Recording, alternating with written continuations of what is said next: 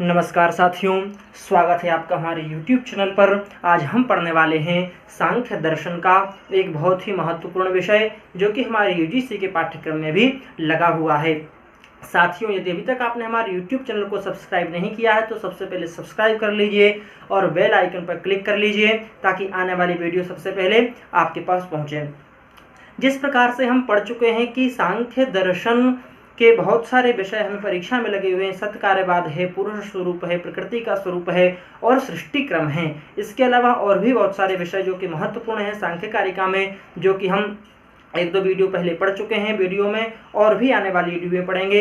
तो आज हम पढ़ने वाले हैं पुरुष का स्वरूप क्या होता है, सबसे पहले यही पढ़ेंगे। उसके बाद पुरुष की सिद्धि किस प्रकार से होती है सांख्य कारिका ईश्वर कृष्ण के मत के अनुसार, और उसके बाद पुरुष बहुत्व, जो कि सांख्य दर्शन में एक बहुत ही इंपॉर्टेंट विषय है कि पुरुष की बहुत्वता को सिद्ध करना। और ये जो तीन विषय हैं इनको आज हम पढ़ने वाले हैं।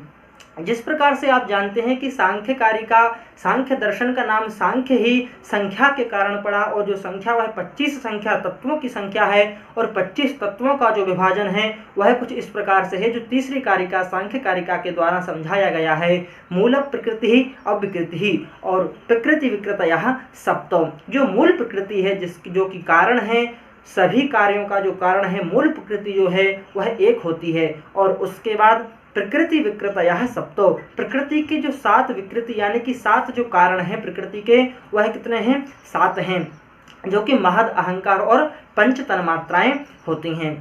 उसके बाद जब हम इसकी दूसरा इसका पढ़ते हैं, पाद पढ़ते हैं, तो मूल प्रकृति अविकृति प्रकृति विकृतयः सप्तो षोडश कस्तु विकारो न प्रकृति न विकृति पुरुषः। यानी कि 16 प्रकार के जो तत्व होते हैं वह क्या है? केवल कार्य हैं, वह कारण नहीं है। और चौथा जो हमारा प्रकार है वह क्या है? न प्रकृति न विकृति, यानी कि जो ना प्रकृति है और ना विकृति है, यानी ना कारण है और ना ही कार्य है, वह जो है वह क्या है? वह पुरुष है। इस प्रकार से 4 प्रकार का विभाजन किया गया है पूरे 25 तत्वों का। पहला प्रकृति और पुरुष एक एक तत्व हो गए। उसके बाद 7 तत्व जो कारण और कार्य दोनों हैं, यानी कि जो प्रकृति वह केवल कारण है और उससे कार्यों की उत्पत्ति होती, तो वह क्या होगी? अविकृति, अव्यक्त हो गई, एक कारण। और उसका अलावा उसके जो 7 भेद है वह कारण कार्य दोनों हैं, ठीक है, ये 2 भेद हो गए। और तीसरा जो हमारा भेद है वह क्या है? केवल कार्य है, कारण नहीं है, जो कि 16 होते हैं। एक मन, पंच महाभूत, पंच ज्ञानेंद्रियां और पंच कर्मेंद्रियाएं। और इसके बाद एक जो तत्व है वह न प्रकृति है, न विकृति है, न कारण है, न कार्य है, यानी कि इन सब प्रपंचों से हट करके जो है वह है हमारा पुरुष। और उसी पुरुष का जो स्वरूप है, किस प्रकार से उसका स्वरूप है, वह हम पढ़ने वाले हैं। तो जिस प्रकार से सांख्य कारिका में ईश्वर कृष्ण ने बताया है कि व्यक्त और अव्यक्त का स्वरूप, यानी कि व्यक्त हो गए महदादि कार्य हमारे, और अव्यक्त यानी कि प्रकृति। तो व्यक्त और अव्यक्त का जो स्वरूप है, इन स्वरूपों से विपरीत जो गुण धर्म वाला जो तत्व है उसी को हम पुरुष कहते हैं। जो गुण धर्म जो है वह कौन कौन से गुण धर्म है जो कि इनमें है और इनसे हट करके पुरुष में होते हैं, इनका मतलब है व्यक्त और अव्यक्त में। तो हम देखते हैं यहाँ पर पुरुष का स्वरूप। अब पुरुष के स्वरूप में सबसे पहले हम देखेंगे कि व्यक्त और अव्यक्त का जो 11वीं कारिका में बताया गया है कि त्रिगुणम अविवेकी विषयः सामान्यम अचेतनम प्रसवधर्मी व्यक्तम तथा प्रधानम तद विपरीतस्तथा च पुमान्। त्रिगुणम अविवेकी विषयः, यानी कि ये जो गुण हैं, ये जो हेतु हैं पुरुष की सिद्धि के लिए नहीं, अपितु ये व्यक्त और अव्यक्त की व्यक्तम तथा प्रधानम, यानी कि व्यक्त और प्रधान, व्यक्त महदाधिकार और प्रधान यानी कि प्रकृति, इनके जो विपरीत होगा वह प्रधान यानी कि पुमान यानी कि पुरुष है, पुरुष का स्वरूप है। तो इनका विपरीत क्या होगा? तो त्रिगुणम यानी कि तीनों गुणों से युक्त, तो प्रकृति और व्यक्त ये तो तीनों गुणों से युक्त होते हैं। तो जो हमारा पुरुष होगा वह इसका पहला हेतु क्या होगा स्वरूप का? अगुणः, यानी कि वह ना तीनों गुणों से भिन्न है। तीनों गुणों का जो प्रकोप होता है, तीनों गुणों का जो आधार होता है, इनसे भिन्न होता है जो, यानी तीनों गुणों का प्रभाव जिसके ऊपर नहीं पड़ता है वह कहलाता है पुरुष। तो पहला हमारा हेतु क्या है? त्रिगुणम। तो त्रिगुण का विपरीत हम करेंगे तो होता है अगुणः। त्रिगुणम अविवेकी, तो हमारा जो पुरुष है यह क्या है? विवेकी है, यानी कि इसको ज्ञान है कि कहाँ सुख है कहाँ दुख है, क्या करना है क्या नहीं करना है, और क्या माया है क्या नहीं है, तो ये जो ज्ञान है यह पुरुष में होता है। यही ज्ञान पंच व्यक्त और अव्यक्त में नहीं होता। व्यक्त और अव्यक्त जो है यह कारण कार्य भाव होने के कारण इनमें यह ज्ञान नहीं होता। वन और वृक्ष जिस प्रकार से हम वेदांत सार में भी पढ़ते हैं और भी हमें दर्शनों में पढ़ने को मिलता है कि कार्य और कारण का जो भेद होता है अभेद होते हैं, यानी कि इनमें भेद नहीं किया जा सकता। यही जो ज्ञान है यह इसमें होता है, यानी कि पुरुष में होता है, और इसीलिए हम पुरुष को विवेकी कहते हैं। याद रखना, दूसरा हमारा जो हेतु है पुरुष का स्वरूप का वह क्या है, विवेकी। त्रिगुणम अविवेकी विषयः, यानी कि जो हमारे व्यक्त और अव्यक्त है यह क्या है, विषय हैं, और जो हमारा स्वरूप है पुरुष का स्वरूप है यह क्या है, ये विषय ना होकर के विषयी, या फिर हम कह सकते हैं निर्विषयी, यानी कि इन विषयों से भिन्न। ये जो व्यक्त और अव्यक्त है इनको हम समझ सकते हैं, इनको जान सकते हैं, लेकिन पुरुष को हम सामान्यतः नहीं जान सकते, इसीलिए इसका नाम है विषयी, इसका गुण है विषयी। अब हमारा जो चौथा यहाँ पर मूल हेतु है वह क्या है, त्रिगुणम अविवेकी विषय सामान्यम। तो हमारा जो व्यक्त और अव्यक्त वह क्या होते हैं, सामान्य होते हैं, लेकिन जो पुरुष का स्वरूप है इसको जब हम विपरीत करेंगे तो यह सामान्य का विपरीत क्या हो जाता है, विशेषः। तो पुरुष जो है वह विशेष है। सामान्यम अचेतनम प्रसव धर्मी, जो प्रकृति और अव्यक्त है यह क्या है, अचेतन है, लेकिन जो पुरुष है वह क्या है, चेतन है। याद रखना, चेतनम, उसके बाद प्रसव धर्मी, और जो पुरुष है यह क्या है, अप्रसव धर्मी। अप्रसव धर्मी का मतलब यह है कि जो व्यक्त और अव्यक्त, यानी कि व्यक्त हैं महदादि कार्य, और महदादि कार्यों से और अन्य कार्यों की उत्पत्ति होती है, यानी कि वो क्या करते हैं, प्रपंच करते हैं, सृष्टि का आगे सृजन करते हैं। महदादि से पंच महाभूत और पंच ज्ञानेन्द्रियां, पंच कर्मेंद्रियां, इस प्रकार से कार्यों की उत्पत्ति होने के कारण यह प्रसव धर्मी कहे जाते हैं। और प्रकृति से भी अन्य कार्यों की, जैसे महद अहंकार आदि की उत्पत्ति होती है, इसलिए प्रकृति यानी कि अव्यक्त को भी प्रसव धर्मी कहा गया है। लेकिन जो पुरुष है उनको इससे कोई लेना देना नहीं है, इसलिए पुरुष को हम अप्रसव धर्मी कहते हैं। याद रखना मित्रों कि यह जो यहाँ पर 6 गुण दिखलाए गए हैं, अगुणः, विवेकी, विषयी, विशेषः, चेतनम और अप्रसव धर्मी, यह जो गुण हैं यह पुरुष स्वरूप के अंतर्गत आते हैं। और इसके अलावा जो कारिका में बात कही गई है कि त्रिगुणम अविवेकी विषयः सामान्यम अचेतनम प्रसव धर्मी व्यक्तम तथा प्रधानम, यानी कि ये जो गुण है यह व्यक्त और प्रधान के हैं। तद विपरीतस तथा चापमान, इनके विपरीत जो है वह व्यक्त जो है वह पुमान यानी कि पुरुष के अंतर्गत आते हैं। इनके विपरीत तो हमने ये कर लिए, और इनके अलावा भी जो गुण और धर्म पुरुष के होते हैं वह कौन कौन से हैं, तो जो नित्य है यानी कि प्रकृति नित्य है, तो पुरुष भी नित्य होता है। और इसके अलावा यह प्रकृति जो है अव्यक्त में से लिया, और व्यक्त में से हम लेते हैं यहाँ पर जो है कि अनेकता, क्योंकि एक एक गुण धर्म हमने दोनों में से यहाँ पर लिया है। अव्यक्त के तो बहुत सारे गुण धर्म जो है पुरुष से मिलते जुलते हैं, लेकिन व्यक्त को जो गुण धर्म है वह एक ही है जो कि पुरुष से मिलता है, वह है क्या नाम है आपका, अनेकता। अनेकम जो कहा गया है इसकी पहली वाली कारिका में, हेतुमत नित्यम व्यापी सक्रियम अनेकमाश्रितम लिंगम सावयवम परतंत्रम व्यक्तम विपरीतम अव्यक्तम। तो यहाँ व्यक्त और अव्यक्त का वैधर्म और साधर्म में बताया गया है कि किस प्रकार से दोनों में एक समानता होती है इस कारिका में। लेकिन इसी के अंतर्गत बहुत सारे जो गुणधर्म हैं जो कि पुरुष स्वरूप के अंतर्गत आते हैं, जैसे एक मैंने आपको बताया नित्यता, और दूसरा जो हम व्यक्त यानी महदादि कार्यों से लेते हैं वह है हमारा अनेकता। इसीलिए हम पुरुष को बहुत भी स्वीकार करते हैं। सांख्य कारिका में यही समझाया गया है कि एक पुरुष की सिद्धि किस प्रकार से होती है, पुरुष का स्वरूप क्या होता है, और इसके अलावा पुरुष बहुलता होती है, यानी कि पुरुष बहुत होता है, एक पुरुष नहीं है अनेक पुरुष हैं। तो यह हमने समझा पुरुष का स्वरूप। अब पुरुष का स्वरूप के बाद हम समझते हैं पुरुषः अस्ति। यदि बोला जाता है, सब लोग बोलते हैं कि पुरुष है, तो वह पुरुष क्या है, किस प्रकार से है, उसकी सिद्धि हम किस प्रकार से करेंगे। तो यहाँ पर जो कारिका है पुरुष का स्वरूप हमने समझा, इसके बाद हम समझते हैं यहाँ पर पुरुष की सिद्धि, यानी कि पुरुषः अस्ति। अस्ति यानी है, पुरुष होता है या पुरुष है।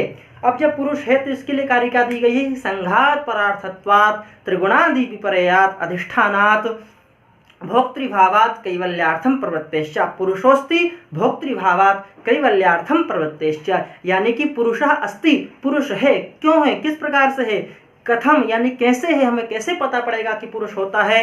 तो यहाँ पर जो हेतु दिए गए हैं वह 5 हेतु हैं। सबसे पहला है संघात परार्थत्वात्, यानी कि हम हमारे सामने प्रत्यक्ष रूप में देख सकते हैं संघात परार्थत्वात्, किस प्रकार से कोई व्यक्ति जो है कि पलंग का निर्माण करता है और पलंग को लकड़ी लाता है, पलंग का निर्माण करता है और पलंग निर्माण होकर के रखा जाता है, तो जो पलंग रखा गया है निर्माण होकर के, उस पलंग का जो उपयोग है वह पलंग नहीं करेगा, कोई दूसरा व्यक्ति जिसने उसका निर्माण करवाया है वह उसका उपयोग करता है। जिस प्रकार से हमने एक घर बनाया, एक प्रकोष्ठ बनाया, एक रूम का निर्माण किया, तो इस रूम में ईंट है, सीमेंट है, रेवता है, पानी है, ये जो सारे तत्व लगे हुए हैं, इन तत्वों से मिलकर के ये प्रकोष्ठ का निर्माण हुआ है। लेकिन इसमें जो रहने वाला है, इसका जो उपयोग करने वाला है, यानी कि जो संघ समस्त जो सारी वस्तुएं हैं क्या है, परार्थत्वात्, यानी किसी दूसरे के लिए उपयोग के लिए बनी हुई हैं। उसी प्रकार से जो हमारे अंदर महत आदि जो तत्व हैं, महत अहंकार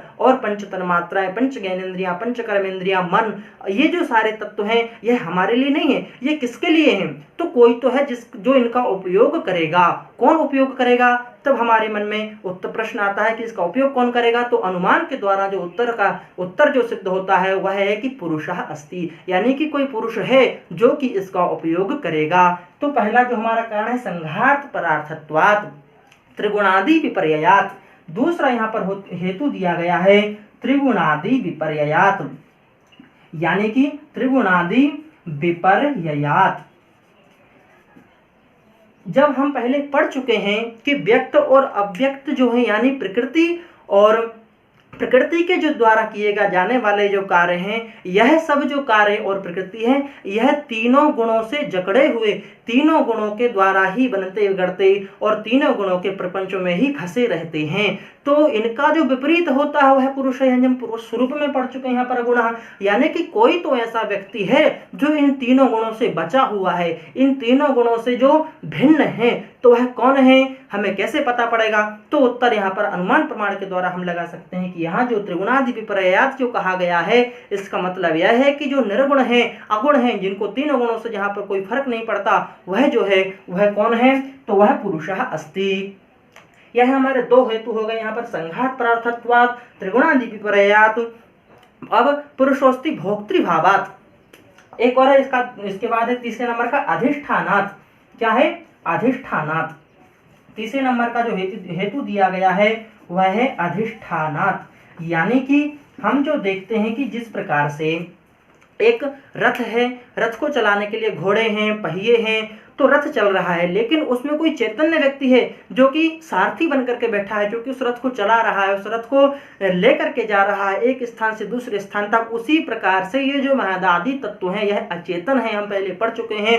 तो कोई तो ऐसा चेतन तत्व होगा जो कि इनका प्रेरक होगा। अधिष्ठानात् का मतलब होता है अधिष्ठान करने वाला, प्रेरणा देने वाला, प्रेरकता देने वाला, एक स्थान से गंतव्य स्थान तक पहुंचाने वाला, यानी कि मार्गदर्शक होने वाला, मार्गदर्शन करने वाला और प्रेरणा देने वाला, प्रेरक के रूप में जो कोई तत्व होता है वह क्या है। तो यहाँ पर भी जो उत्तर आता है हमारा पुरुषः अस्ति, यानी कि अचेतन तत्व को, जिस प्रकार से महद अहंकार आदि जो हमारे अचेतन तत्व हैं, इन अचेतन तत्वों को जो कि चेतन तत्व एक प्रेरणा के रूप में, मार्गदर्शन देने के रूप में आता है, वह क्या है, वह पुरुष है। तो संघात परार्थत्वात् त्रिगुणादि विपर्ययात् अधिष्ठानात्। और यहाँ पर चौथा हमारा हेतु है भोक्तृभावात्।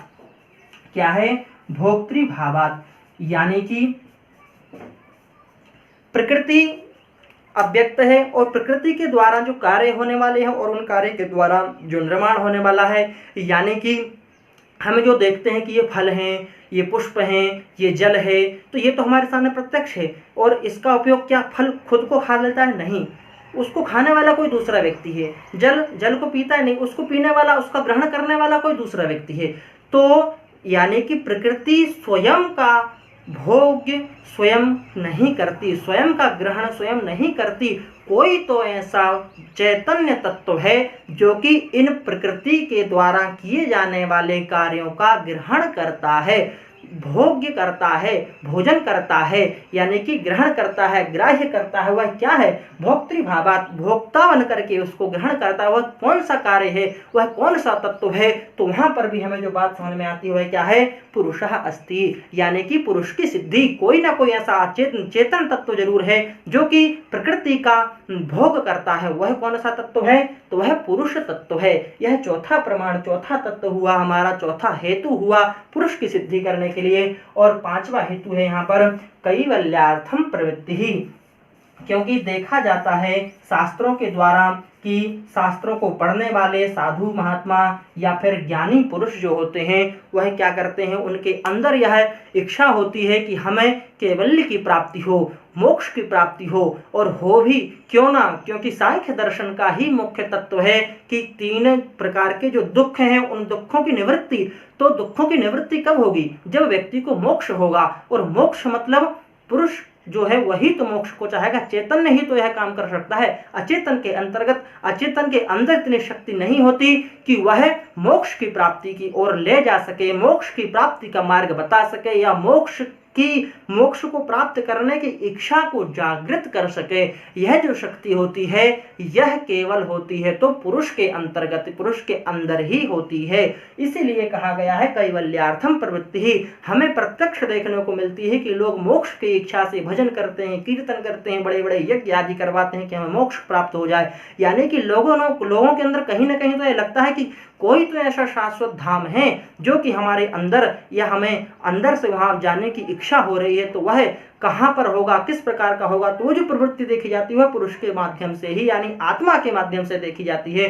तो जो आत्म तत्व है वह क्या है? वह पुरुष है। यह जो हमारे 5 कारण होते हैं, यह 5 कारण पुरुष की सिद्धि करते हैं। अब बात आती है कि हमने पुरुष का स्वरूप पढ़ लिया कि पुरुष इस प्रकार का होता है, पुरुष है, यह सिद्धि है, किस प्रकार के, हम कैसे मान लें कि पुरुष है? तो यह जो 5 यहाँ पर हेतु दिए गए हैं सांख्यकारी का ईश्वर कृष्ण के मतानुसार, वह भी हमने देख लिए। अब एक और प्रश्न हमारे मन में है कि आप जो बार बार बोलते हैं कि पुरुष बहुत कि पुरुष बहुत प्रकार का होता है, तो वह हम कैसे मान लें कि पुरुष जो है बहुत प्रकार का होता है? तो उसके लिए एक और अगली कारिका आती है जो कि है जनन मरण करणानाम प्रतिनियमाद अयुगपत प्रवृत्तिश्च पुरुष बहुत्वम सिद्धम त्रैगुण्य विपर्ययात् चैव। यानी कि हमें क्या देखने को मिलता है, यहाँ पर मैं लिख देता हूं पुरुषः अस्ति, और इसके बाद हमें देखना है यहाँ पर पुरुष बहुत्वम, यानी कि पुरुषः बहुत्वम। अब यहाँ पर कौन कौन से कारण हैं हम देखते हैं। सबसे पहला कारण है जनन मरण करणानाम। क्या है? सबसे पहले जनन मरण करणानाम। हमें देखने को क्या मिलता है जगत में प्रत्यक्ष रूप से कि यदि एक व्यक्ति का जन्म हुआ तो उसके साथ ही कई लोगों की मृत्यु भी होती है। यानी कि यदि एक ही पुरुष होता तो एक के मर जाने से सब मर जाते, और एक के जीवित होने से सभी जीवित हो जाते। लेकिन ऐसा नहीं है।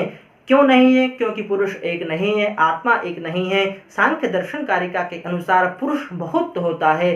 एक के जीवित होने से कई बहुत सारे भी जीवित होते हैं और कई बहुत सारों की मृत्यु भी होती है।